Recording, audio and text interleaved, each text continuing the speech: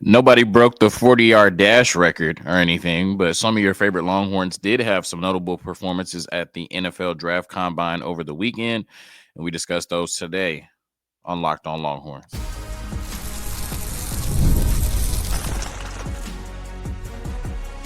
You are Locked On Longhorns, your daily podcast on the Texas Longhorns. Part of the Locked On Podcast Network, your team every day. Locked On Longhorns, the show. Jonathan Davis, your host. Today's episode of Locked On Longhorns is brought to you by, you guessed it, FanDuel. All right, right now, new FanDuel customers can get $150 in bonus bets if your first $5 bet wins. That is on FanDuel. So in the first segment, once again, some notable performances from our forever Longhorns at the NFL Draft Combine over the weekend. A few players I want to discuss. In the second segment, I am fairly confident that Ronnie Terry is in his last days as the head coach of the University of Texas. I'm not necessarily calling for his job. I have kind of done that though, but I mean, it's just obvious. Like the writing's pretty much on the wall at this point, right? So, yeah, we discuss. 3 straight losses for this Texas basketball team that was on the bubble now have a less than 20% chance to make the tournament. It's bad.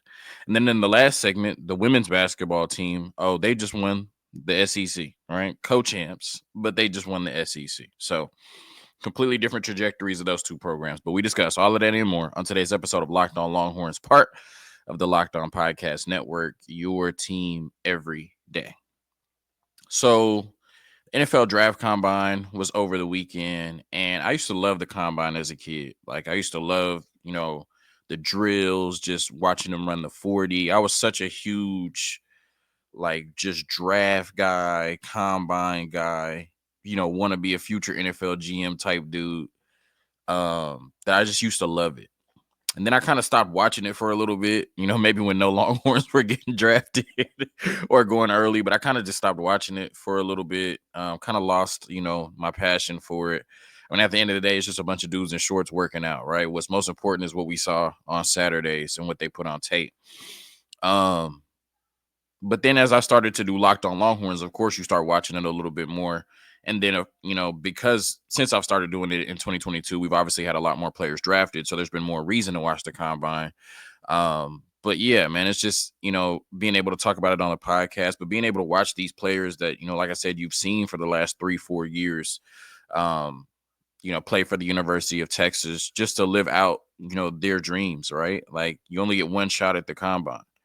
And to see Quinn Ewers and all of those guys get to do it, on their way to becoming National Football League players is really cool. And it's really cool to be able to come out here and talk about it and have something to talk about and not say, oh, we might get a player taken in the 6th round, right? Because I think when I started in 2022, the only players that got drafted, I don't even know if they got drafted, but it was Cameron Dicker and Josh Thompson, I believe.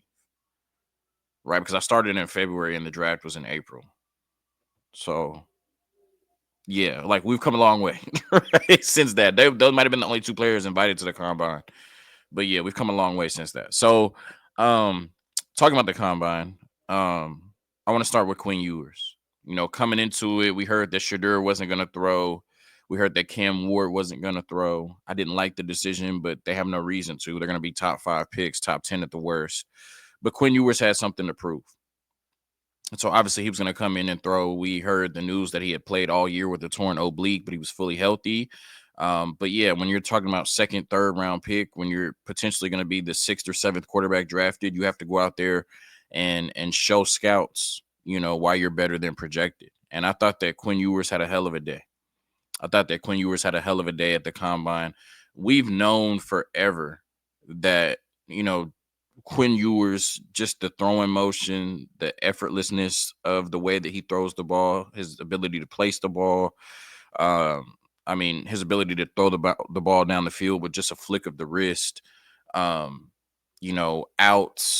Any throw on the field, any blade of grass, he can touch it with his arm, and sometimes when you're in live fire, as we've seen with Quinn Ewers, sometimes when you're in the pocket and there's 4 or 5 people bearing down on you, or where there's the pressure of 100,000 people in the stadium, or just all of these things that come with real football, it doesn't look that pretty. But we've always known that Quinn Ewers in shorts, Quinn Ewers, you know what I mean, might look like one of the best quarterbacks of all time.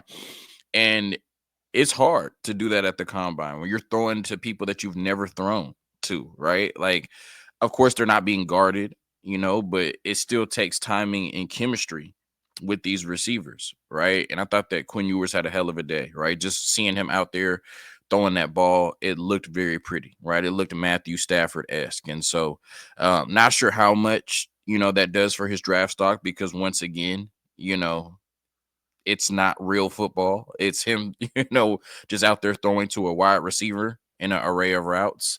But he did look like one of the best quarterbacks out there. I thought Jackson Dart had a really good day, but Quinn Ewers looked like one of the best quarterbacks out there, just showcasing that natural arm talent, right, that he's been doing since, he was in the camp circuit in 6th and 7th grade, right? It just looked beautiful. It reminded you of why he was one of the highest graded recruits of all time, right? Because it's just what he can do with that right arm, the way that he can throw the ball. Didn't always translate at the University of Texas in live fire, of course, but it's pretty when he throws the football, and it looked good at the combine. And it's funny because somebody like a Will Howard, right, who was dominant in that postseason run and was just dotting us up at times, right? Oregon, Tennessee, Notre Dame, it didn't matter, right? I mean, he was just dotting us up. Texas, dotting all 4 of those teams up. And then he gets to the combine and he can't hit the side of a barn. I mean, he was in that drill, that same drill that Quinn Ewers excelled in. Will Howard was not great at all, right? And so it's funny how you see a quarterback who maybe struggled a little bit in the live fire, and Quinn Ewers looks beautiful in the drills. And then you see somebody in Will Howard who was dominant in the live fire, but struggles in the drills, right? So, it begs the question of how much does it really mean? But nonetheless, I was really proud of Quinn Ewers for that performance. I definitely think he represented himself well. Can't wait to see him throw the ball at his pro day, and hopefully, his draft stock increases between now and the draft, and he can get himself at worst into end of second round conversations, right? I think if he starts to move down to that 3rd round, that'll tell you a lot about what NFL evaluators think of Quinn Ewers. Now, some players who definitely improved their stock.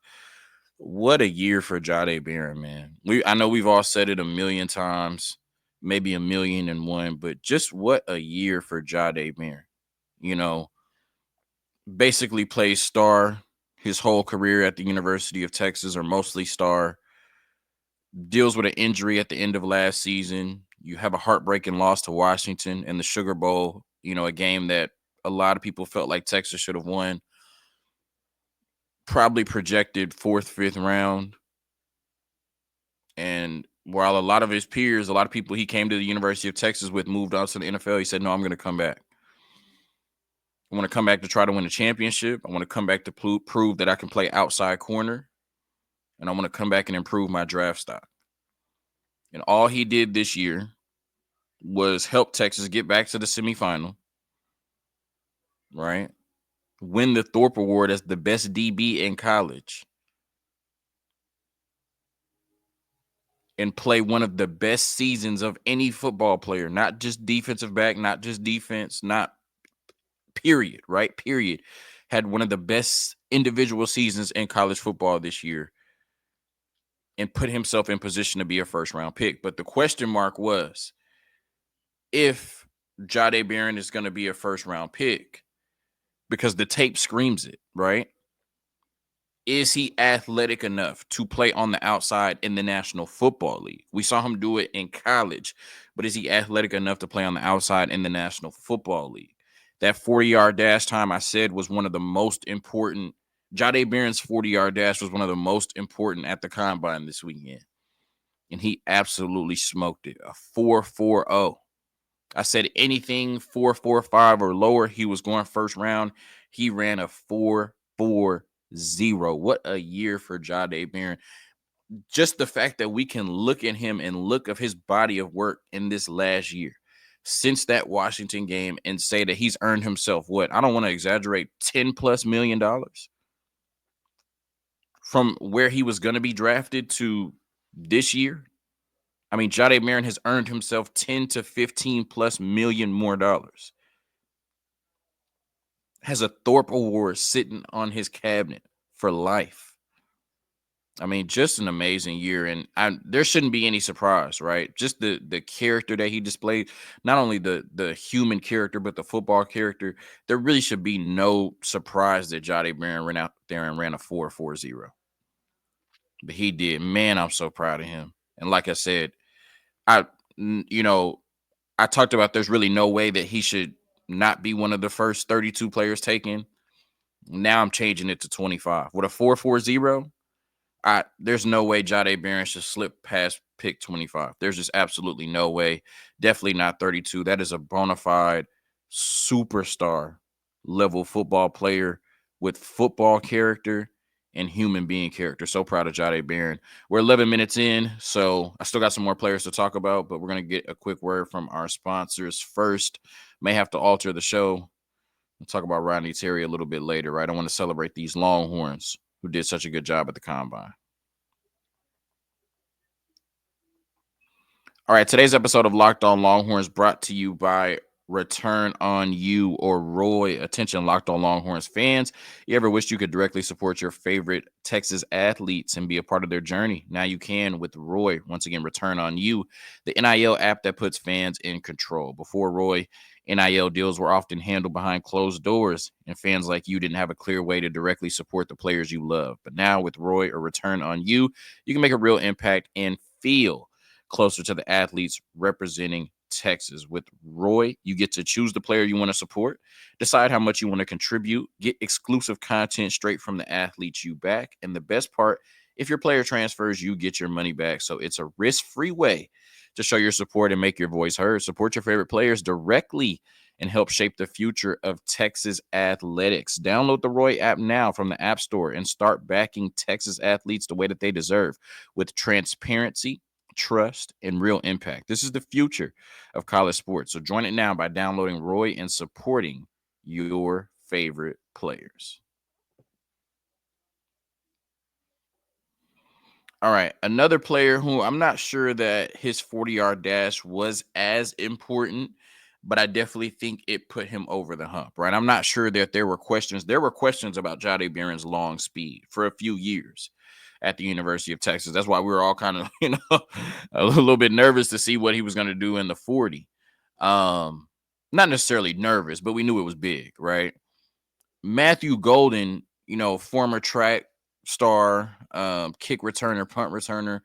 I'm not sure that there was a question of what he would run in the 40, right? I think like he was in that position of, as long as it's not crazy, like he runs a 4.48 or a 4.52, and then it's like, what happened, right? Like when Jatavian Sanders ran like a 4.8 or 4.7 or something, it was like, it was a 4.8. It was like, whoa, like, you good? You know what I'm saying? Like, what happened, right? It wasn't anything like that.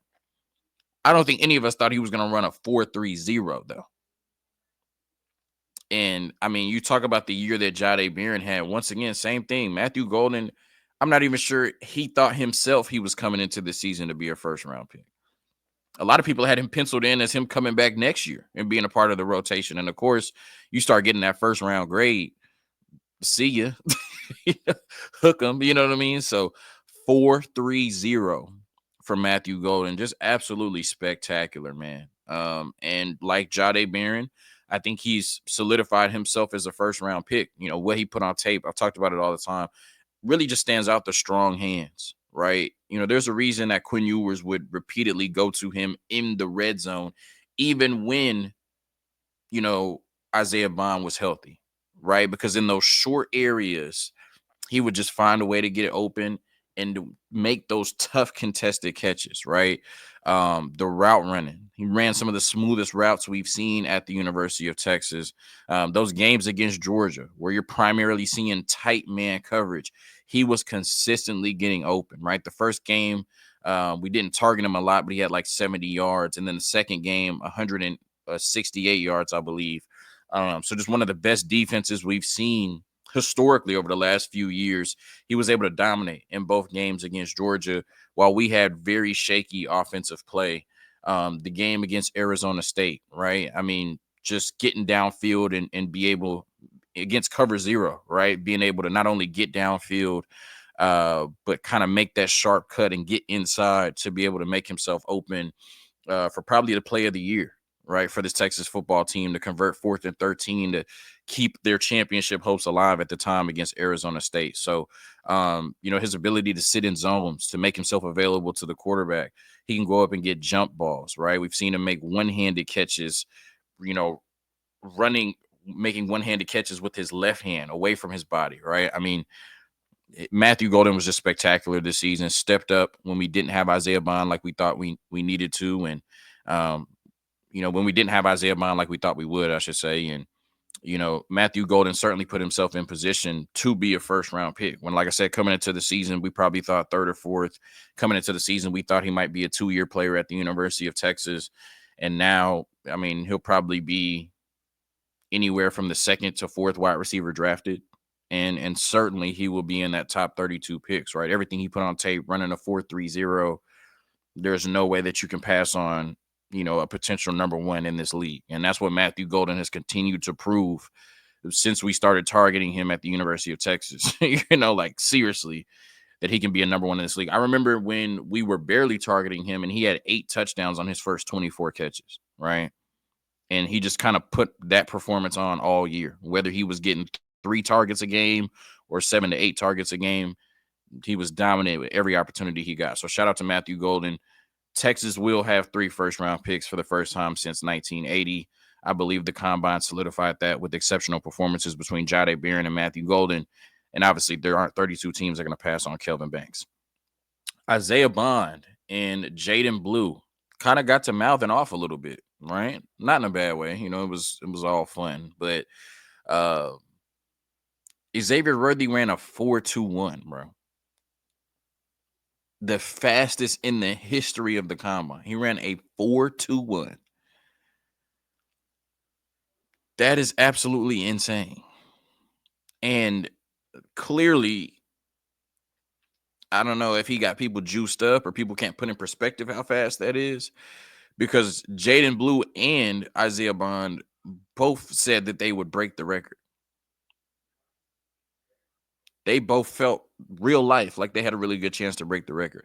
And I'm all for being confident in yourself. But you can come out and say, I'm going to run a really fast time. I'm going to run in the 4.2 range, whatever. Coming out and saying you're going to run faster than a 4.21. I don't know. I just don't know about that. So Isaiah Bond ran a 4.39 and Jaden Blue ran a 4.38. And these are really good times. Those are really good times. If you had not made those comments, we'd be talking about how fast these players run. All right.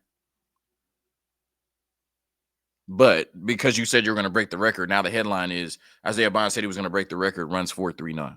It's like, Jaden Blue said he was going to break the record, but now it runs 4.38. It's like, you know what I'm saying? Like, you don't even get credit for running a 4.3 now because you said you were going to run a 4.2. So, and Xavier Worthy, of course, came out and he was like, there's fast and then there's me. Respect those that came before you. I didn't necessarily like that from Worthy just because, these are players trying to improve their draft stock. We're all Texas players, didn't necessarily need to take a shot at them. And I don't think he was taking a shot at, they were taking a shot at Xavier Worthy saying they were going to break his record, right? I just think they were saying they were going to run fast, way faster than they actually did. But nonetheless, confidence, cool, but there's a reason, I don't know. Yeah, I love the confidence, but Isaiah Bond and Jaden Blue saying they were going to run faster than a 4.21 was crazy, right? And their time show you it was crazy. Because Xavier Worthy's first time was a 4.25. So it's not like he ran a 4.35 and then out of nowhere ran a 4.21. He's clearly a 4.2 guy. It's just hard for me to believe that Isaiah Bond and Jaden Blue were consistently running 4.2s that gave them the confidence to think they could do that. Like, they obviously were running, for them to clock a 4.39 and a 4.38, they were obviously running 4.3s while they were training for the 40, right?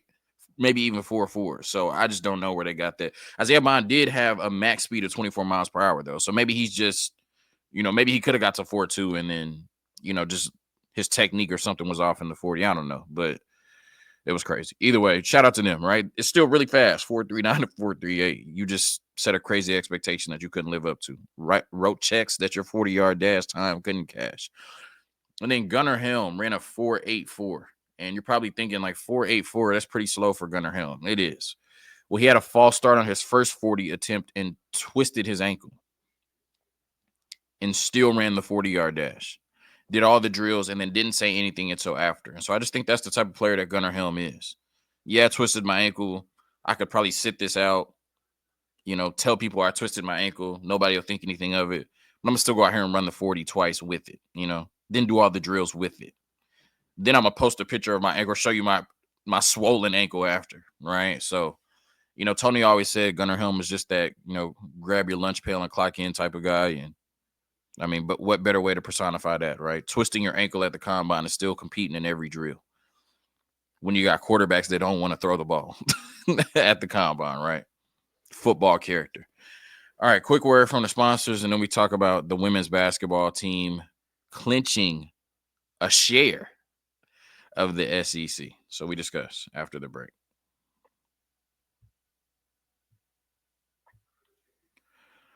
All right, today's episode of Locked On Longhorns also brought to you by FanDuel. When the game tips off, the NBA action is just getting started, and there's no better place to get in on it than FanDuel, America's #1 sportsbook. With FanDuel, you can place live bets throughout the game, so even if you miss the opening tip-off or want to bet on a fourth quarter comeback, you can stay in the action. And if you're looking for a bigger payout, you can even combine your live bets into a same-game parlay. So right now, new FanDuel customers can get $150 in bonus bets if your first $5 bet wins. Just visit FanDuel.com to join today. That's FanDuel.com for your shot at $150 in bonus bets. Make every moment more with FanDuel, the official sports betting partner of the NBA.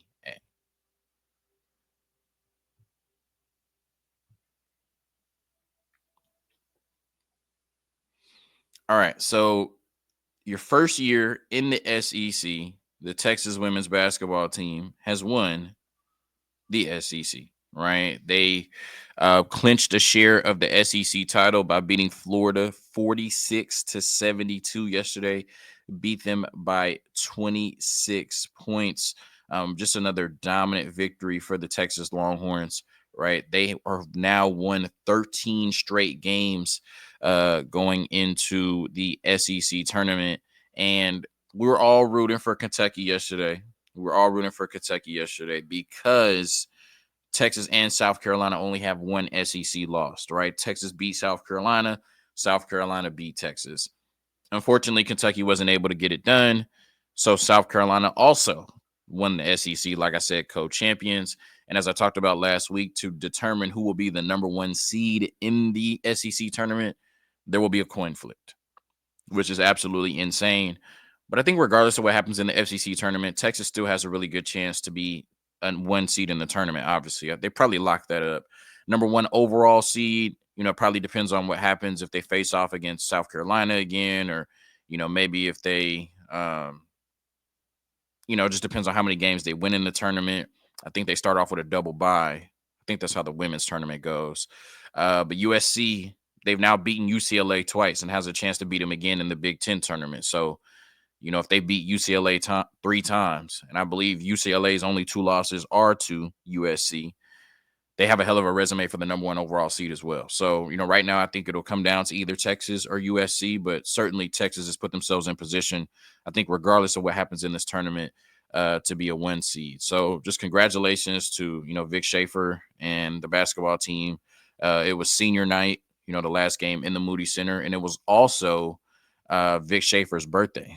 So just a lot going on for senior day for sure. And Shea Holly, Roy Harmon, Taylor Jones, and Aaliyah Moore were all celebrated. So shout out to them in terms of just great performances who helped win or helped Texas to a 72-46 victory, right? Which helped, claim a share of the SEC title. You had Kyla Oldacor, who had 18 points, 6 rebounds, and 3 assists. Madison Booker had 14 points. Jack had 11 points. Roy Harmon had 7 rebounds and 9 assists. And Taylor Jones on senior day, I guess because the game was at 1 p.m., had 9 points as well. So Really excited for these ladies now to go on their championship journey. And it'll start with a coin flip to see if they're even the number 1 seed in the SEC tournament. But they should be a 1 seed in the NCAA tournament. And this team should have a bad taste in their mouth after not getting to the Final Four last year. Let's see if we can cut down the nets for real this year. All right. Thank you for tuning in to another episode of Locked On Longhorns, part of the Locked On Podcast Network. Your team every day. Hook 'em. Peace.